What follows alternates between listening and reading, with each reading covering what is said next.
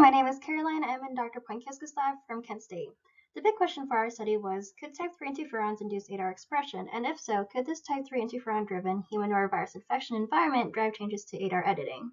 Now, we asked this question because up to the current day, only type 1 interferons have been known to induce ADAR expression, specifically the interferon-inducible ADAR1 P150 isoform.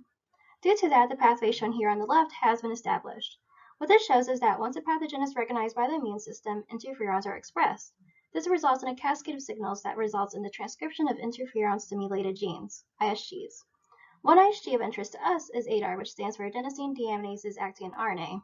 These are a family of enzymes that do the majority of post-transcriptional editing within metazoans, so they are highly conserved and crucial for proper development and immune response.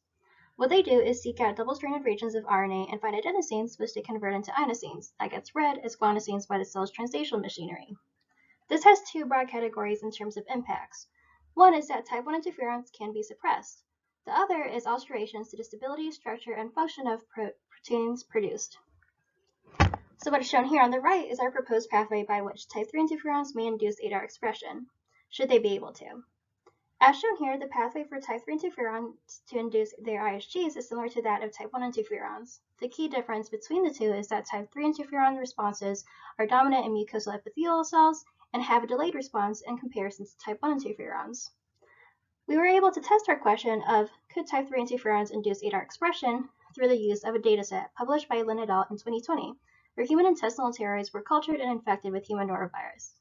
We used their RNA-seq data from infected samples at 6, 10, and 24 hours post-infection, and a control as inputs for our pipeline automated isoform diversity detector, AID, that was created by a former lab mate, Dr. Plonsky.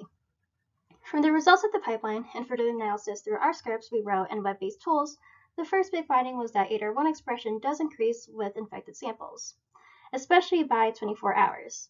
So type 3 interferons can induce ADAR expression. We also see the expression of ADAR2, which although is not an interferon-inducible form, could be being expressed in response to ADAR1's expression as a regulatory mechanism. Having confirmed that type 3 interferons can induce ADAR expression, we then moved on to see whether this type 3 interferon-dominant human norovirus environment could induce a shift in ADAR editing events. The first thing we found was that each HPI had a subset of editing sites unique to it, but also some that were shared. When we looked at a global view of ADAR editing, we actually don't see major differences between conditions. However, that's okay since ADAR editing is very precise at certain instances, so a slight shift in the percentage of editing or combination of editing sites is able to result in biological consequences. Due to that, we shifted to a site-level change view. From that, we see shifts in editing levels, especially by 24 hours when compared to early infection and controls. In terms of the direction of change, editing levels for sites tend to increase as the infection progresses. Now that we see that type 3 interferons can induce ADAR expression and that this environment can induce editing shifts, what are the possible functional consequences? From SIFT, we see that deleterious and tolerated variants could be created from these ADAR editing events, and that this peaks at 10 to 24 hours post-infection. When we're looking at the list of ADAR edited genes that define a condition, we see that some are unique to conditions and some are shared. When we take the list of these genes and run a pathway analysis, we see a similar trend, where some pathways are unique and some are shared. Out of the pathways that were significant, aside from the expected immune and disease-related ones, we found the disease pathway subset to be interesting. Here we see pathways associated with diseases other than human norovirus and mechanisms not yet attributed to human norovirus. We also see developmental pathways that may have to do with the healing process, and a particularly interesting group of neuronal system pathways, which could hit at more serious consequences of human norovirus in the strictly GI system frame we currently have it in. Overall, the big takeaway is that type 3 interferons are capable of inducing ADAR expression, not just type 1 interferons.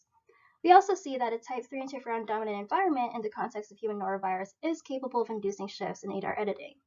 Lastly, it seems as though the consequences of human norovirus spans past the GI system and period of infection, so our editing coordinates, gene lists, and pathways of interest may serve as leads for future studies. Thank you for listening.